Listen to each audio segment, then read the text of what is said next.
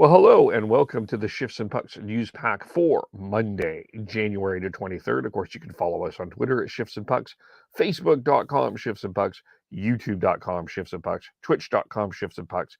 Subscribe wherever you get your audio, as well as on the Area 51 Sports Network, as it was a very surreal week in Vancouver and a little bit in Calgary in hockey. It just felt like a very unfortunately dehumanizing week in terms of what was going on. And of course, you had of course the situation in Vancouver where we'll start. The big news in the hockey world is, and probably the worst kept secret in the hockey world, was uh, the uh, the dismissal and the moving of Bruce Boudreau, and uh, replaced with Rick Tocchet.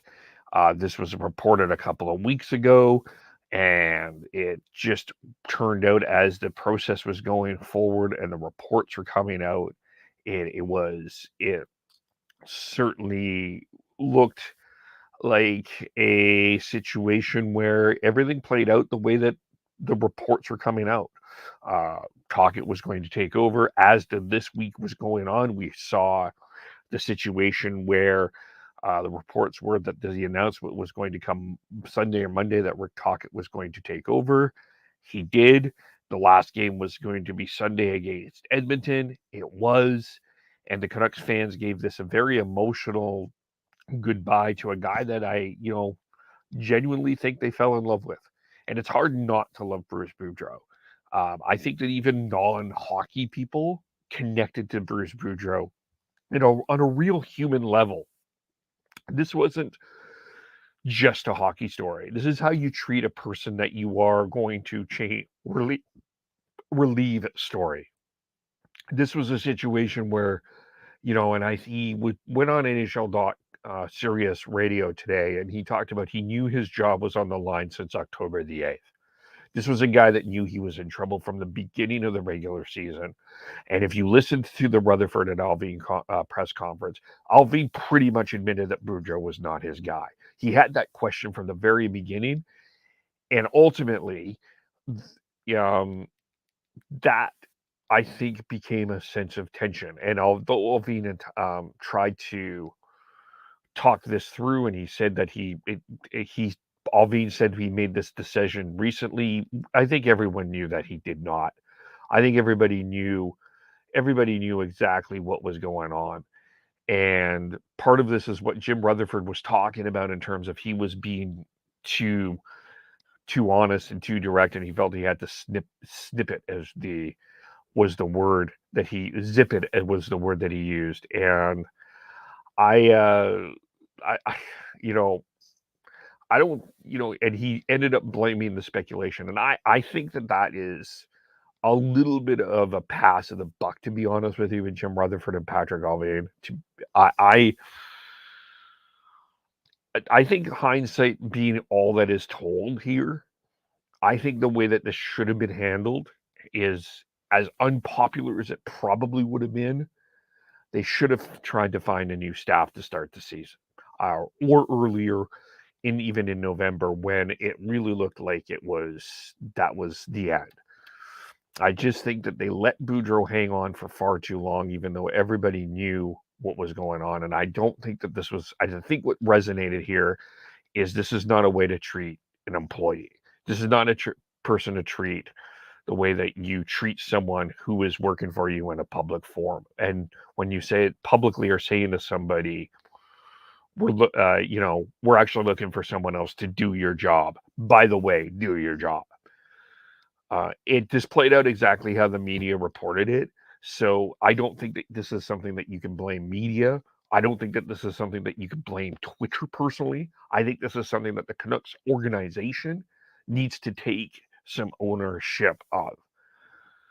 And that is something that I think there's going to be some Canuck fans and some hockey people, for that matter, hockey fans, that are going to be are going to feel the sting of this for a little bit longer because of how this was handled.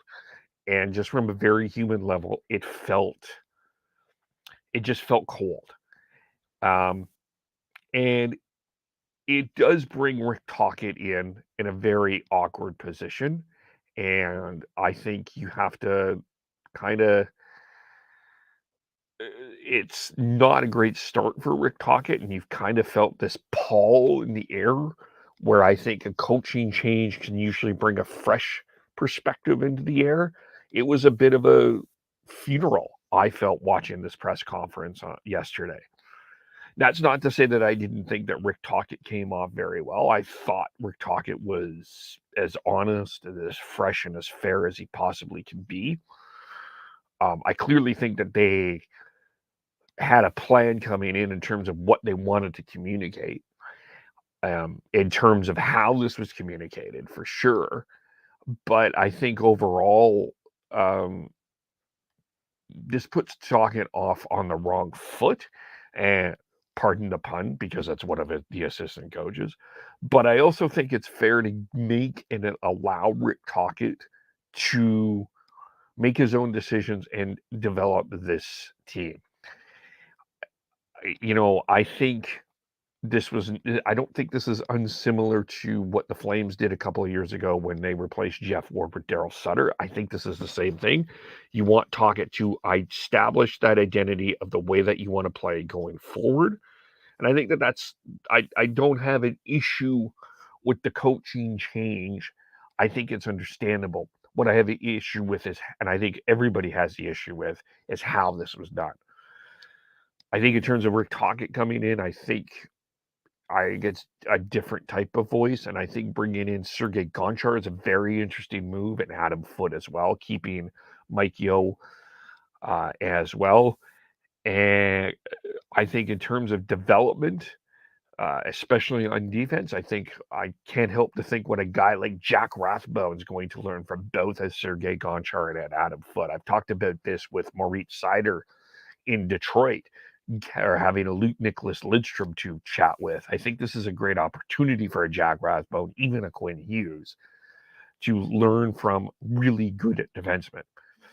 I think Tocchet also talked about the idea of just putting more in terms of practice habits, which was an issue that Alvin and Rutherford identified even last year. So we'll see what happens there.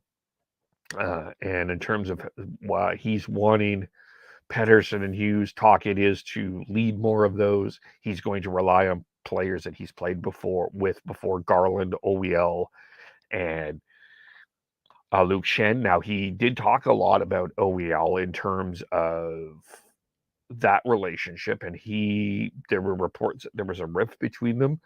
Tocchet did not indicate that. He said that he liked OEL and thought OEL played very well for him. So that, he felt that was overblown, and not there. I think it probably was. We'll see. I think that will be something that a lot of people will watch. And I think a lot of people will watch the relationship between Rick Tocchet and JT Miller. And I thought Tocchet said something, the wording is interesting, where how did he word it? He was saving himself, or, in terms of, he wasn't giving 100%. He was pacing himself, was kind of the words that they were using. I think Canuck fans would use that he was dogging it. But I do think, I wonder if there's a legitimate argument in terms of how much JT Miller is playing, and if it's more effective at an 18 to 20 minute rate. And I wonder if Rick Tocchet is right about that, and we'll see about that. I think ultimately what Rick Tocchet wants is more, and the idea is more from the bottom, less, so that less can happen from the top. And the Canucks are top heavy in terms of scoring. We talk about Bo Horvat, we talk about Elias Pettersson and their offense, but Curtis Lazar, 1 goal. Ilya Mikheyev hasn't scored a goal in 12. Brock Besser and Connor Garland, not at double digits yet. So we're seeing a very big discrepancy in terms of who's scoring in Vancouver, and I think that you want to balance that out in terms of a team. So, uh, you know, I think if I think in terms of everybody going forward, I think this is going to sting for a while, but I also think it's important to give Rick Tocchet an opportunity to build his identity and see where this team goes. I think that it's fair that the Canucks fans are frustrated, and there's a number of reasons to be frustrated with this organization. The way they handled Boudreau, just sort of, it feels like everything is a clown show in some sort of way, and it's ultimately, it seems like every point this year as we approach the All-Star break, we have to get out our draft simulator to figure out where the Canucks are going to pick in the lottery, and it's been like that for the last 7-8 years. Even though there was the bubble situation, there hasn't been a playoff hockey game since at home in Vancouver since 2015, and they just want to start seeing where a direction goes. And if the direction is in terms of a long-term approach, I do think that Canuck fans will ultimately get behind that. But I also think I think Rutherford, Alvin, especially, not so much Tocchet, maybe Tocchet a little bit, have some work to do. But I think more Rutherford and Alvin need to show that this situation is, and they understand that relationship with the fans. And you can argue they shouldn't care about the fans, but I do think that they need to show what their vision is and finally put their stamp on their team. And I just personally have thought that they've taken too long to do it. And if this is the way that they're going, let's see what happens.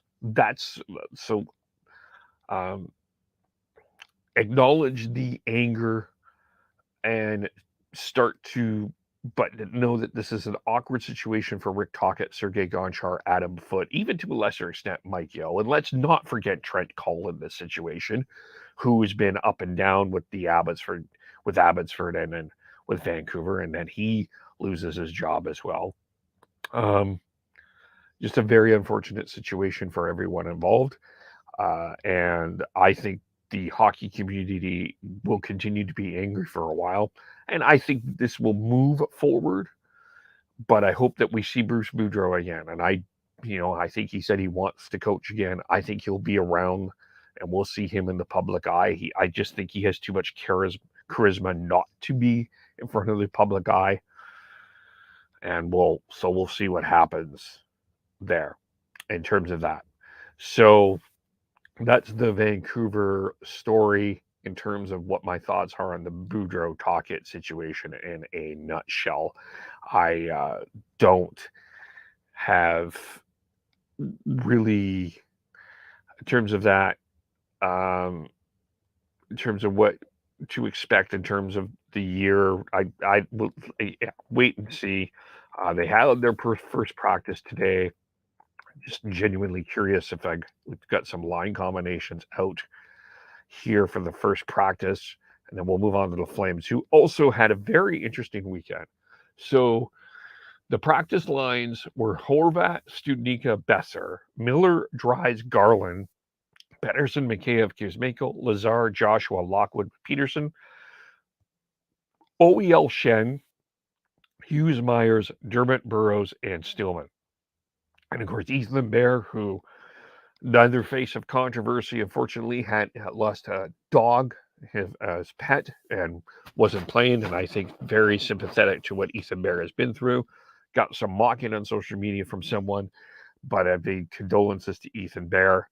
We'll leave that there. So that is the line situation in Vancouver. I just tweeted that out. Sergei Gonchar also on the ice, by the way, was on the ice as well. So that's the Vancouver story. The Calgary story didn't get as much national play because of all of what happened with Bruce Boudreau, but I certainly think this needs to be talked about. After one of their best games of the year against the Tampa Bay Lightning, when they won 6-3, was the debut of Jacob Pelletier. Played on the line with Trevor Lewis and Walker Duehr. It looks like that's the line combination tonight for the Flames as they face Johnny Gaudreau and Eric Gudbranson, by the way, and the Columbus Blue Jackets.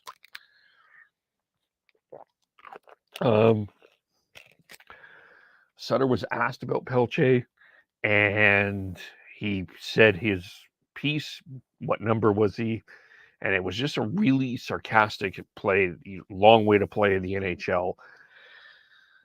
And it just, Eric Francis wrote about it. I think a lot of Flames fans, a lot of hockey community wrote about it. For a guy that making his NHL debut, who's worked so hard to get to where he has, to hear the comments from Daryl Sutter after just felt so cold. And interesting, Eric Francis reported that John Bean, president of the Flames, was at morning skate today. And if you go and listen to that morning press conference from Daryl Sutter, that was a very different Daryl Sutter than has been for the last couple of weeks. He was clearly answering questions. He was acknowledging media members. He did not interrupt. He typically does interrupt media members. He was very clear about that. He didn't necessarily apologize about Jacob Pelletier, but he did clarify what he was trying to say. And that was an intelligent press conference from Daryl Sutter in terms of at least giving out some information. So what that tells me is I don't think that this organization came away super happy with how Daryl Sutter treated that. And I wonder if not only the organization, but the players had something to say about what happened. And Daryl had a new tune. And of course, he talked about Johnny Gaudreau. That's the big story in Calgary, the return of Johnny Gaudreau, and how, if he will be cheered or booed. I think he's going to get a mix of both, to be honest with you. I think he's going to get some cheers. I think he's going to get some boos. I think a lot of people respect how Matthew Tkachuk left over Johnny Gaudreau left. But I think there's almost like this childlike love for Johnny Gaudreau, and I think the fans will appreciate that. And I think wasn't the best decision from Johnny Gaudreau, but that's his decision. Ultimately, Daryl said he misses coaching him. He wished he was still here. He was disappointed. And so Daryl came out with some praise. Thought it was funny that the Blue Jackets players were preparing him with boobs. Look, Gaudreau's still a good hockey player. No question about it. It'll be fun to see him again on the line with Patrick Laine. And so we'll watch that. Dan Vladar and Jacob Pelletier will be back in the lineup for the Flames. And we've got, we also have, so Vladar is starting. And just my thoughts on thinking about this, I think what's happening with Vladar and Markstrom is I feel like Vladar is allowing the Flames to play a bit more of an up-tempo game where Markstrom is allowing the Flames to be tight. That's sort of where I'm coming across and what I'm seeing here. That's why I think there's more goals in terms of the Flames are scoring more, because I think they're able to play a lot more of a comfortable game right now. There. So, and so the lines for the Flames or the Blue Jackets, it's Roslovic, Gaudreau, and Laine, Jenner, Nyquist, and Johnson, Cole Sillinger, Benstrom, and Marchenko, Corrali, Eric Robinson, Matthew Olivier, Boquist and Gavrikov, Bernie and Goodbranson, Andrew Peak, Nick Blankenberg, and it looks like Korpisalo is going to get the call in goal. For the Flames, it's Lindholm with Dubé and Toffoli, Kadri, Lucic, Huberdeau, Backlund, Mangiapane, Coleman, Lewis, Pelletier, and Walker, Dewar. And I really like Walker. I think in the midst of everything else, I want to just continue to tell you that I really enjoy what Walker Dewar brings. I think he brings a lot of really good things. He's not going to be a big goal scorer, but boy, is he going to be one of those guys that's going to be hard to play against in the National Hockey League.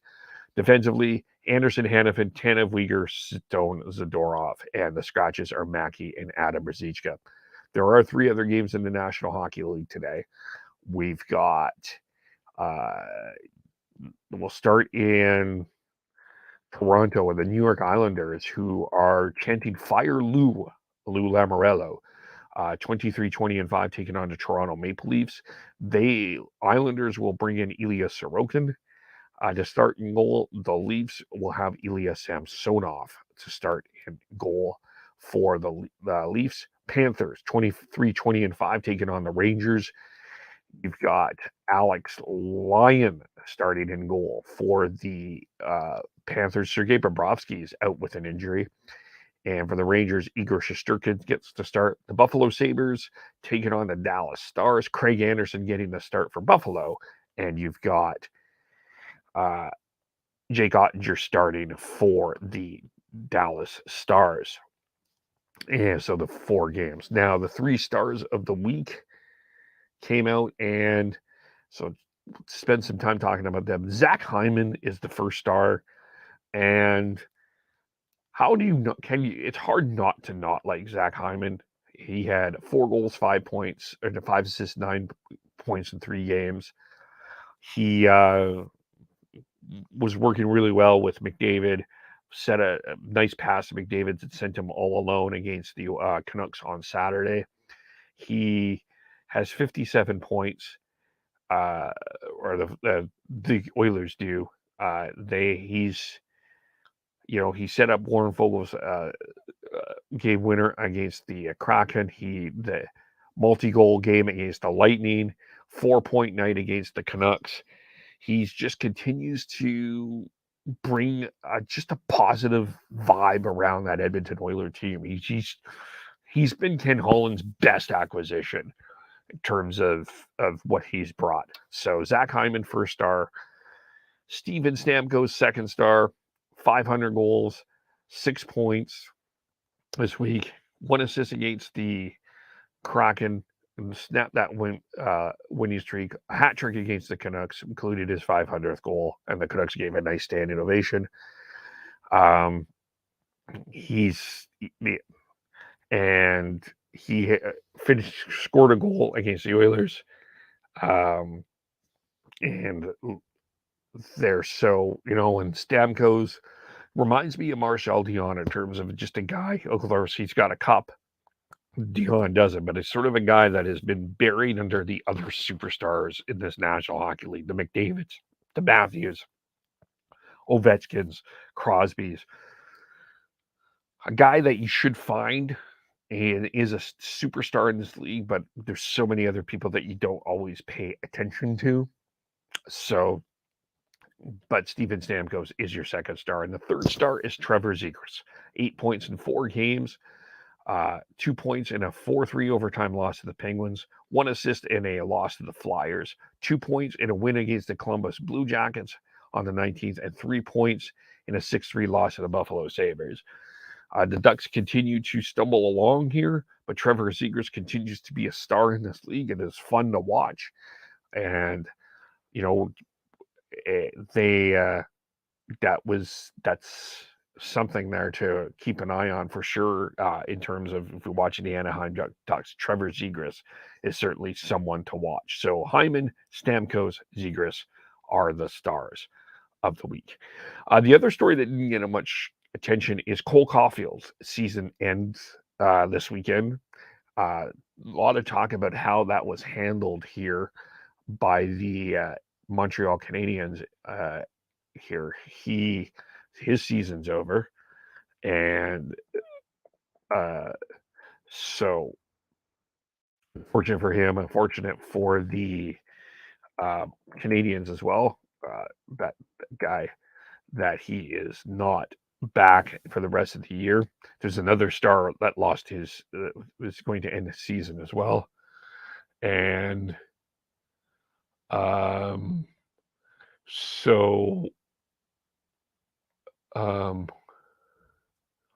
and just going through here, it's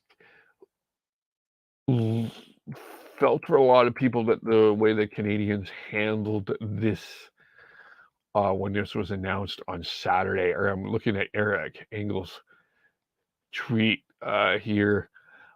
He writes an article saying, just questioning how the medical staff handled Cole Caulfield's injury. I mean, we saw this with Quinn Hughes and Tyler Toffoli as well. Tanner Pearson, how that was handled, and Quinn Hughes made a question about that. So wondering, that's another interesting situation just to monitor in terms of how medical staff handled Cole Caulfield. Wonder if there's more out of that. Josh Norris, by the way, also his season was announced today that his season is over, and he's going to have shoulder surgery himself. So, and he signed a big contract in the offseason. He's 23. He was out of the lineup since October. He played and scored his first goal since returning to the roster. 2 goals, 3 points in 8 games. So $63 million contract, and it's on year 1 after a career high season. Of course, the Senators, by the way, recalled Ridley Gregg, so that's a huge, unfortunate loss for the Senators that Josh Norris is out. The other story we'll touch on here is TSN let out their pre-draft rankings for those that are interested. Of course, you got the Prospects game that's coming up this Wednesday at the Langley Event Center, and it's Connor Bedard, obviously number 1. It's Bullet, that's the target, that's the franchise guy, that's the superstar, that's the one everybody wants. But it's still a pretty good draft in 2023. Some of the other names, of course, include as we go through this list, Adam Fantilli is on the list. Number 2, Leo Carlsson, the Swedish center. Number 3, Matvei Michkov, Russian left shot right winger. Zach Benson from the Winnipeg Ice. Will Smith from the U.S. National Developed Team U18 center. Is 6, Braden Yager from the Morris Jaw Warriors, considered the most proficient two-way center in the draft. Cody Barlow from the Owen Sound Attack. Dalibor Dvorsky from a Slovak center who's playing in Sweden is 9. And Ryan Leonard, 190-pound right winger, is number 10. So that's the top 10 draft rankings as well. So we'll leave it there in terms of the news. We'll have another news pack. Probably not tomorrow, but we'll do have a news pack Wednesday, as I do have to work early on Tuesday. So we'll probably have a next one on Wednesday. We'll catch up on all the things, and we'll bring. So you can follow us all, by the way, individually on Twitter. Sean Beardy Canuck 03, Tyler TNOBLE, Chris Schneidz SCHNEIDZ. We'll get their thoughts on the Boudreau, Tocchet, and going forward situation, and of course Devin Gordhow 09. And of course you can follow me, KEVOLE, Shifts and Pucks on Facebook, YouTube, Twitter. Subscribe wherever you got your audio, and as well as on the Area 51 Sports Network. Thanks everyone for watching, and thanks for listening. We will talk to you all very soon. Bye for now.